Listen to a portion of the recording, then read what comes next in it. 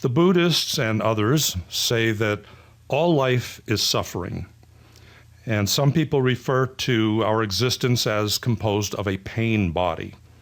And certainly when we look around at the human condition worldwide, we see a lot of pain and suffering. And you might wonder, is there a way that human beings are ever going to be able to get out of this dilemma? The circumstances that lead to pain generally seem to be beyond a person's control. And in fact, many people seem to be relentlessly programmed to make choices and decisions that constantly lead them into one area of suffering or another. The cause of this dilemma is the fact that we're composed of different parts that are in conflict with each other. We have a higher self or soul, and we also have this shadow self, which is driven by the ego. As you pay attention to your life, you're going to notice that your old patterns have been systematically coming up to the surface in repeating patterns.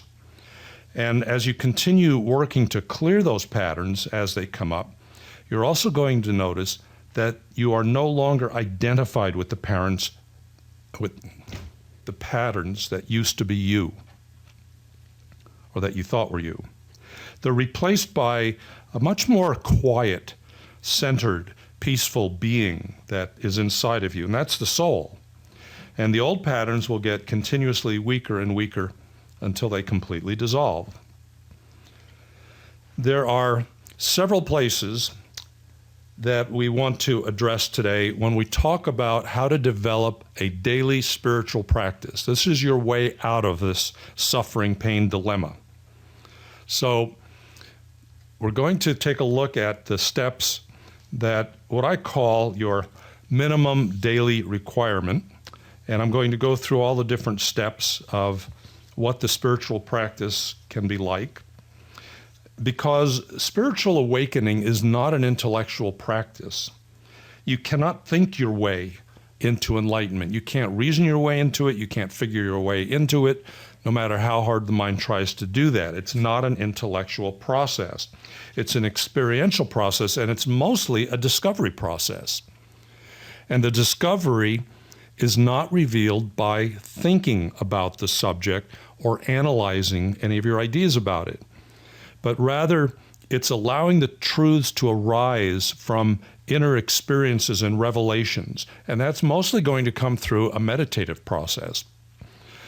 At some point, you will come to realize that while you no doubt thought you were pretty awake before, you come to this place where you realize how absorbed you were in all kinds of illusions.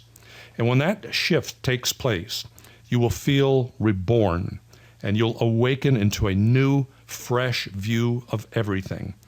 And I guess the good news about that is that it does happen naturally. And as you continue clearing yourself of the pain, the causes of pain and struggle and suffering, you'll find that you get closer and closer to that peaceful place. The confusion comes from the fact that the part of you that you think of as the conscious person is what was developed from the time you were born, and that's primarily what created your personality. And that personality is formed out of many sub-identities or sub-personalities. And these sub-personalities have traits that you acquired from your parents, either genetically or energetically, as well as whatever experiences you yourself have had in life. Running beneath the surface experiences of these sub-personalities and these ego drives is a very deep, aware part of you that is always aware of its connection to your spiritual side. And it's present with you now at this very moment. It's always there and always has been there. But it normally operates below your level of thinking and even your conscious awareness. So this is what we call the true self. Or sometimes it's called the monad.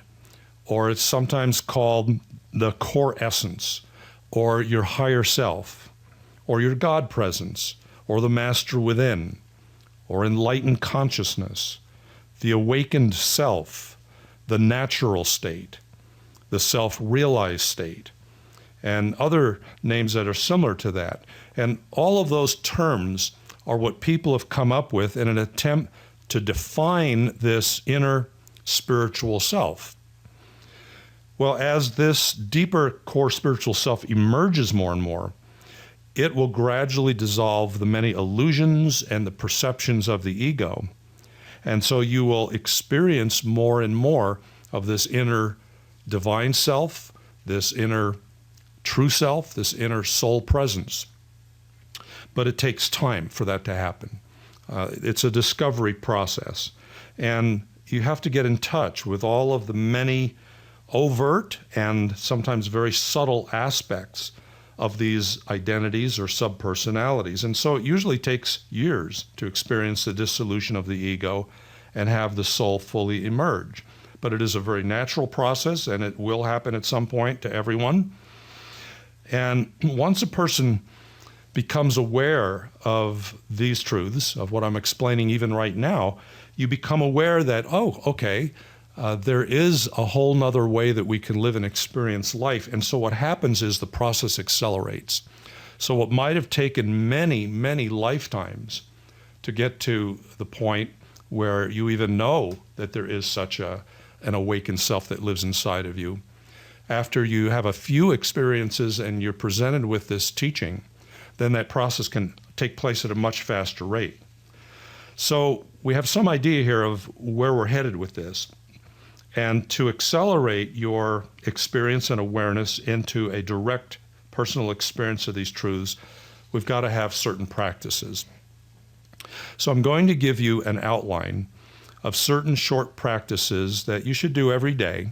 Some of them take only a few minutes, but there's at least one practice that you will want to do daily for at least 20 or 30 minutes. These are what I call the minimum daily requirements. So you can do this with me now, or if you would prefer, you can just take notes on it or just listen.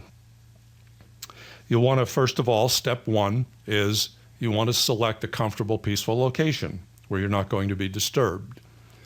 The other thing that I find is it's much better to be sitting upright rather than lying down, especially if you're doing clearing. Now, if you're doing a kind of a transcendental meditation or something like that, you can lie down if you want, as long as you don't fall asleep.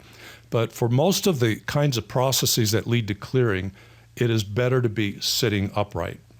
I know you like to lie down, most people do, but it's going to be more effective if you are sitting upright. So then the next thing you want to do is you want to make some basic meditation preparations. And the first one, as you know, is you want to ground yourself. You want to be able to relax physically, emotionally, and mentally. So that requires letting go of any outside concerns and focus your attention on the present moment. You want to be sure that you hold the same diameter of that grounding column all the way down to the center of the earth. Sometimes people are really good about doing this in the beginning, and then they get a little bit lazy as time goes on, and their grounding columns taper off kind of like a carrot, and it doesn't reach the center of the earth. And the grounding will not work as effectively if you do it that way. So be sure then you hook it on or anchor it in to the center of the earth very firmly. While you're doing these preliminary practices, it's best to locate your consciousness in the center of your head. And you'll find that after you practice grounding and being in the center of your head for a few months, that you will automatically stay in the center of your head and be grounded most of the time. And when you lose that grounding, you become ungrounded because something happens, or you move out of the center of your head, you'll feel it, you'll recognize it, and you're going to be able to very quickly reground yourself and recenter yourself. So grounding in the way that I will teach it to you will help you stabilize your energy. It will keep you more in present time. It will give you more control and ownership of your subtle energies.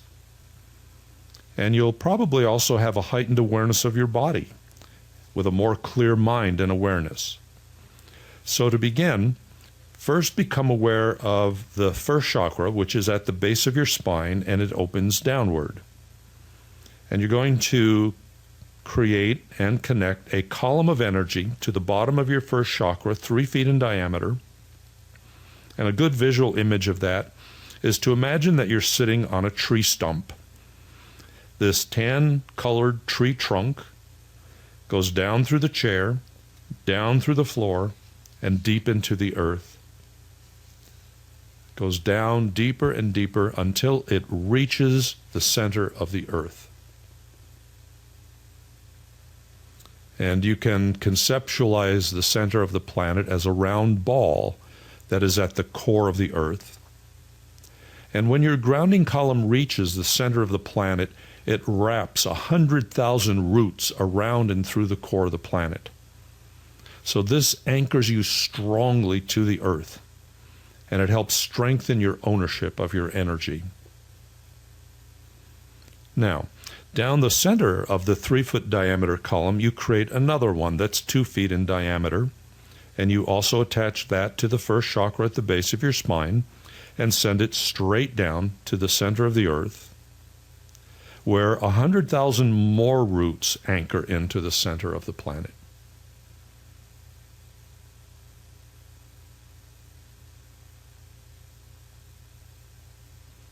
And then you create another column that's 1 foot in diameter attached to your first chakra and going straight to the center of the earth, down the center of the other 2 columns, all the way to the core of the earth, where another 100,000 roots anchor it firmly there.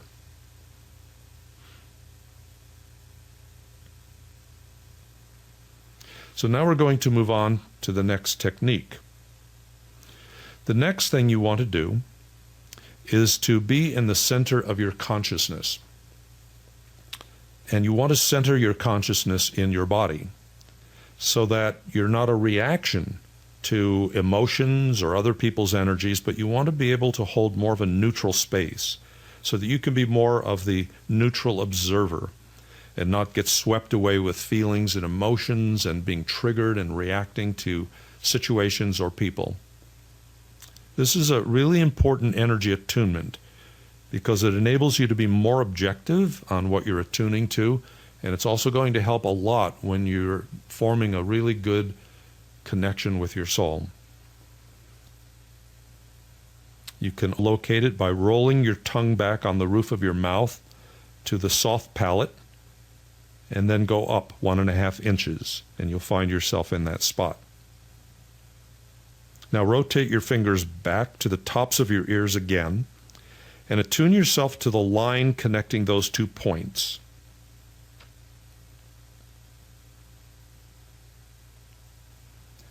You want your consciousness in the center of your head so you can clearly receive information as it enters your energy field. When your awareness is in the center of your head, you're more present and aware, and your perceptions are more clear. So place your conscious awareness right in the center of your head now, and be present there. So a lot of these things will take less time the more you do them.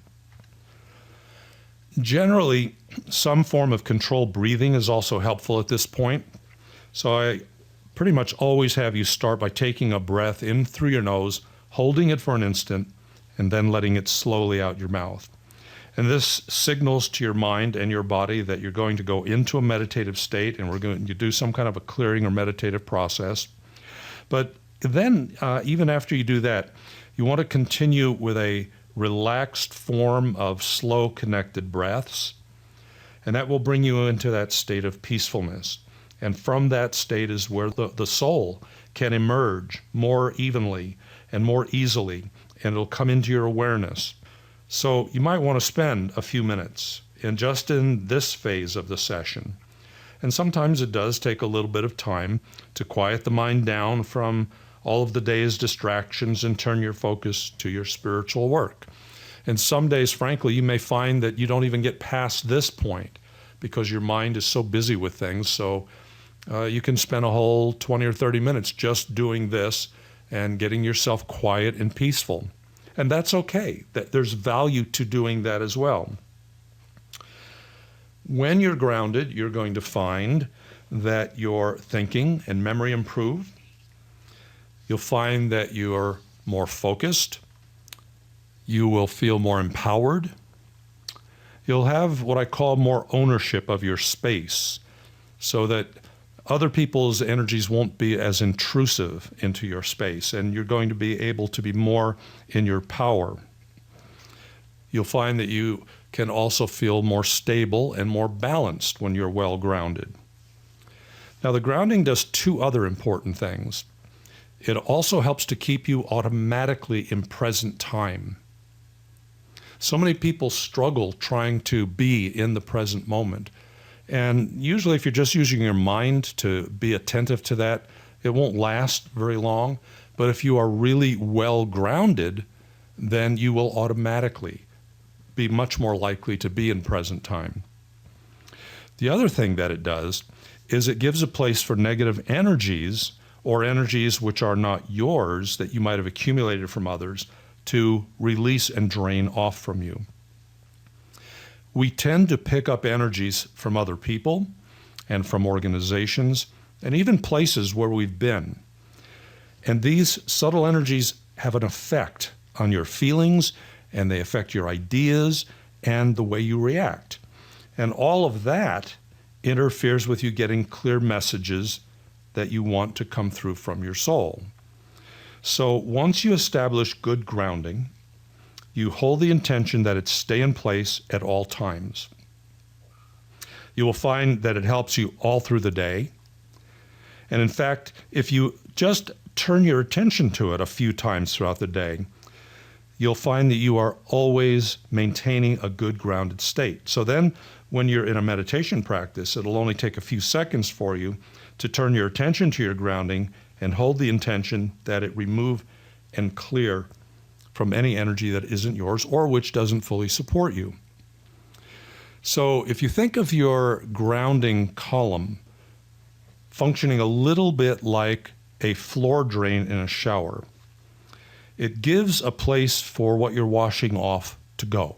Now you can imagine what a shower would be like if there were no drain. Now imagine that you have no outlet for the energies that you've been accumulating for a lifetime.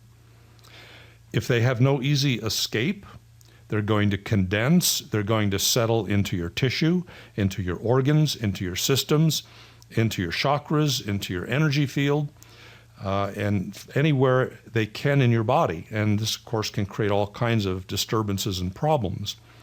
And this simple grounding process, which basically only takes a few seconds, can be of immense value to you in letting all of that accumulated energy go. So it works somewhat automatically to do that, but even more so if you put your attention on it and request that any energy that is not yours be released down into the grounding.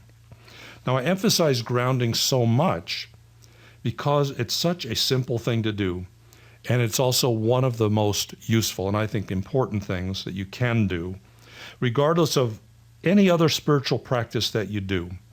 So check your grounding at least once a day.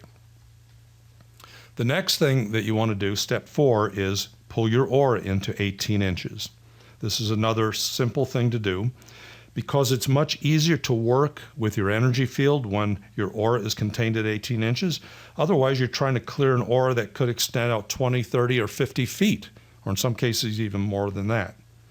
So it makes good sense for your clearing. You don't have to stay there all day, certainly, and you probably won't. That's okay. But if you're around a lot of people where you might pick up energies, then it might be a good idea to pull your aura in like that. But certainly when you're doing clearing processes, you want to do that. If you're just doing other types of meditation, it's not so important. Then the next thing you want to do is you run a nice flow of golden light in through your crown chakra and bring it down through your body like we've been doing. And you want to do that for at least a couple minutes. And I like to think of this light like a liquid stream of golden light coming in through the crown chakra, running it through you and having it wash and clear you. And I find that even repeating the words washing, clearing, dissolving, letting go, any of those kind of words will help you to set the intention and also then help the light that you're bringing through to do what you're requesting it to do. I'd suggest normally that you do it for a whole lot longer than 2 minutes, but I would say that would be a very bare minimum. And if you can do that for 15 or 20 minutes, that would be a whole lot better. And what you're going to find is that as you run that energy for longer periods, it's going to clear you of anything that pulls you down. And you're going to go through the day with much more of a joyfulness and a lightness of being. The next thing is the use of the image of a violet light tornado, 6 feet in diameter, with you in the center. So this is step 6 and your minimum daily requirement. You make it 6 feet above you, 6 feet below you, and you spin it as fast as you can for however long you think you need to. I would say probably at least 15 seconds in most cases, but you could certainly do it for a minute or two if you felt like you needed to. You'll sense a clearing shift take place, and you hold the intention that it dissolve everyone's energy in you or around you, and dissolve all the energy cords to all people, places, and things.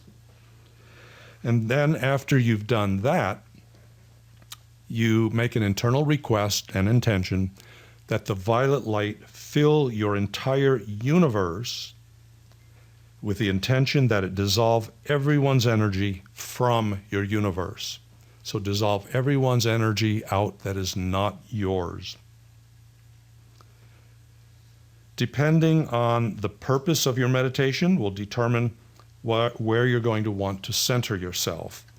So if you are doing an inner attunement for energy clearing and healing, then I recommend being in the center of your head. And that's going to give you more clarity, more neutrality, more focus, and more of an ability to work with subtle energy.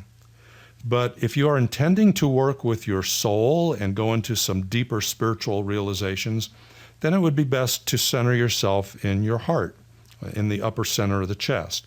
And that way you can more easily realize your connection with your spiritual self. Everybody's consciousness has a place where it's focused. And if you pay attention to yourself even now, or you scan yourself, you can become aware of where your awareness is focused. And it's usually focused in an area that holds your attention. So if you have a pain somewhere, then you're likely to find at least part of your awareness is focused somewhere near your pain. It could be somewhere in your head or even in front of your head.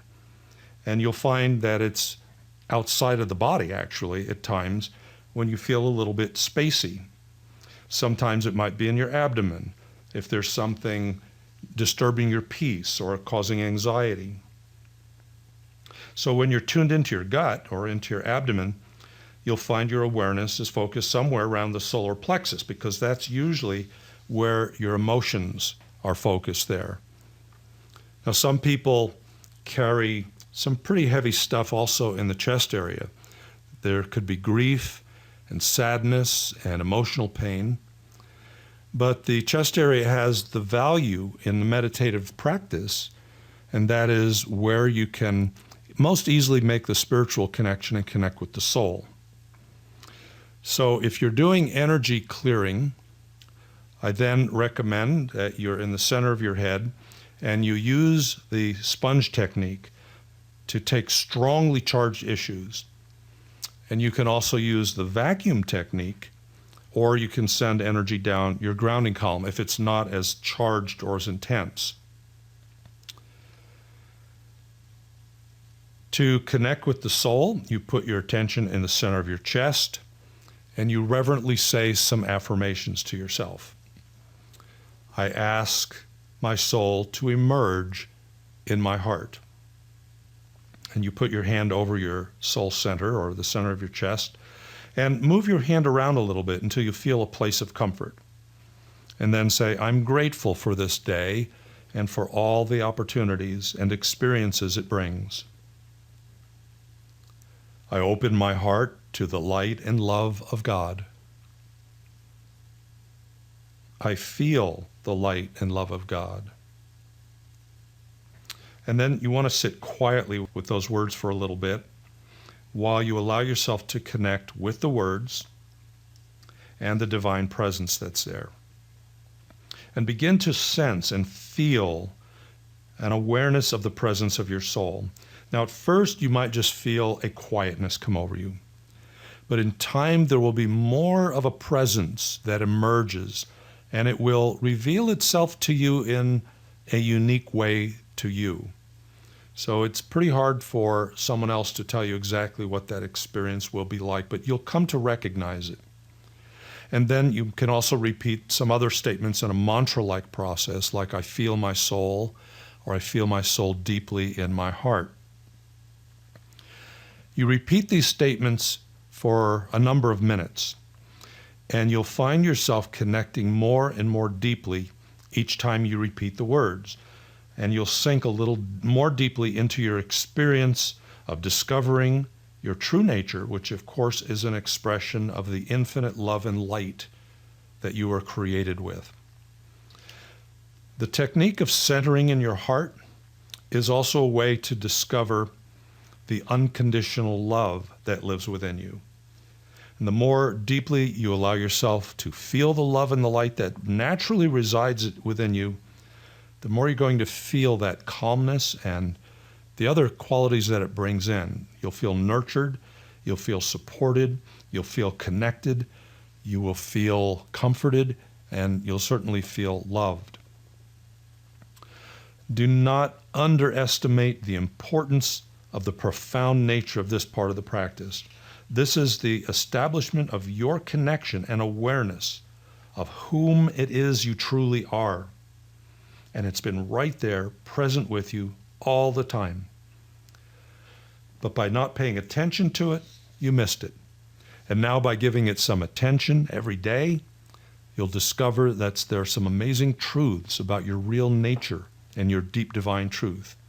And so you'll want to stay with the practice from now on, even if you don't feel very much at first. In time you will. If you're doing this practice while you're getting ready in the morning, then you can adjust the amount of time that you spend connecting with the soul according to the amount of time that you have. And of course, you can spend as much time as you would like with these practices, but when you're ready to get cleaned up for the day, you may not have a lot of time. Now, in the morning, when you're getting ready for the day, you can use water to help clear you energetically.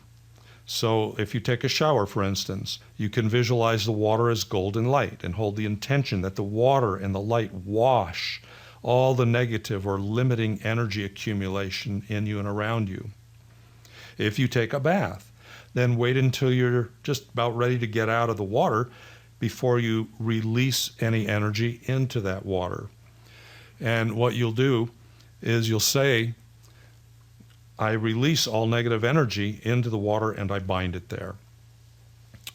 Step 9, you want to bless your food. So you fill it with golden light. You just visualize a cloud or a bubble of golden light all around your food, and then you bless it with intentions for health and vitality and longevity for whomever eats it. Sometime during the day, you should read something spiritual, even if you do it for 15 minutes.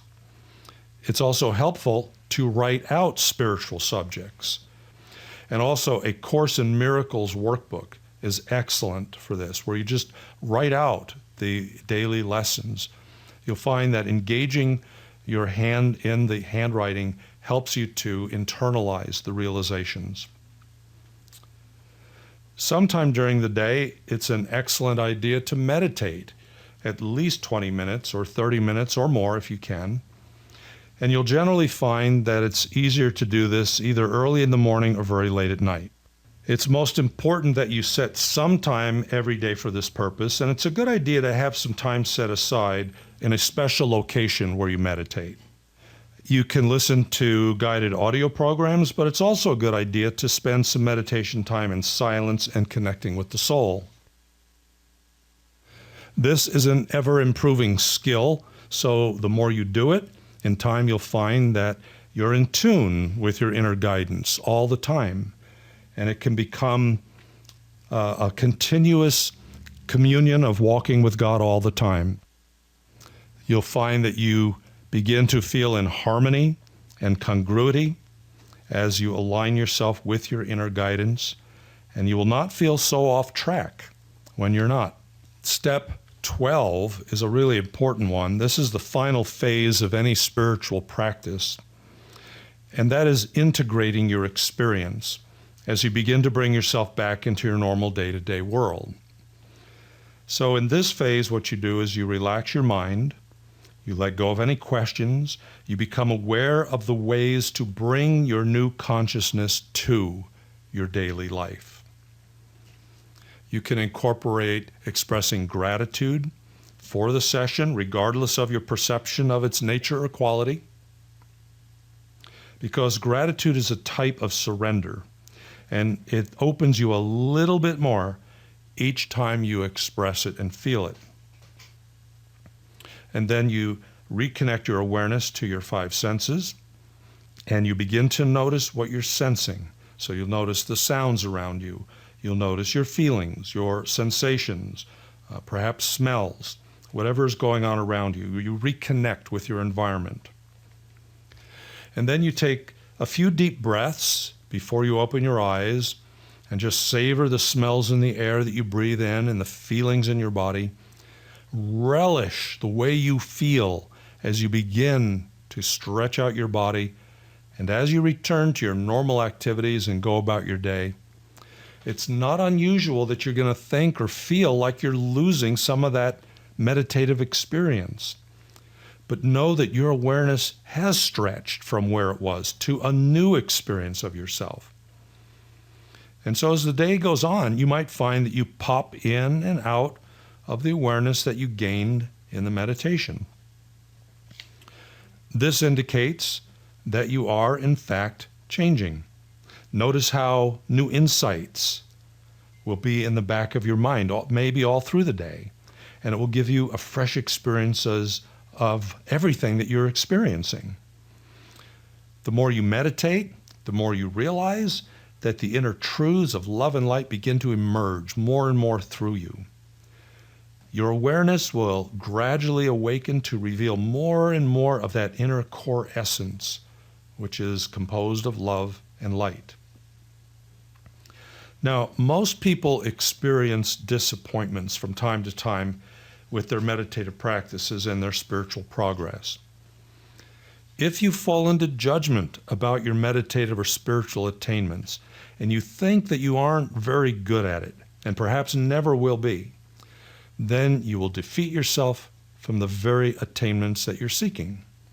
So when you hear about or you read about the wonderful spiritual experiences that other people are having, you might then tend to reflect on yourself and think, those people are gifted, or there must be something wrong with me.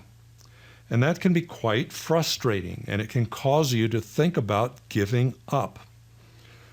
First of all, realize where these thoughts and feelings come from. And this is a good thing to ask yourself anytime you're feeling any kind of a disturbance. You ask yourself, who is it who is having this experience and this disappointment or this frustration? This form of inquiry begins to reveal a clarity on who and what you are, and also who and what you aren't, because the answer to that question is going to lead you to one of only two possible answers. All experiences either emanate from your soul or from the ego and one of its identities. So it's really easy to answer this question. If your experience is wonderful and loving and peaceful and filled with light, then of course it's your soul. That has opened in your awareness. But anytime you have any kind of a negative reaction or self-doubt or judgment or an emotion, those all have their origin with the ego. So what you do then is you acknowledge the source, and you relax and you surrender any frustration or any disappointment that you feel about the experience, because those things are only going to keep you from attaining the very thing that you want. Another thing that you can do is you can take all of your disappointments and put them on sponges, and you keep disintegrating them over and over and over until they diminish and ultimately vanish. And then you fill yourself with the light of the soul by holding the intention and prayerfully holding a request and space for that to merge into your reactions. You also visualize yourself filling with light and radiating pure light from the core of your being, much like the sun, blazing that pure energy in all directions and dissolving everything that is not your core truth. And always come back to gratitude. After you do some clearing or meditating, and ask that everything you experienced in your clearing or meditating integrate into your everyday life. Feel gratitude for that experience and for your meditative practice. So these are the steps, the 12-step program for the minimum daily requirement of spiritual practices.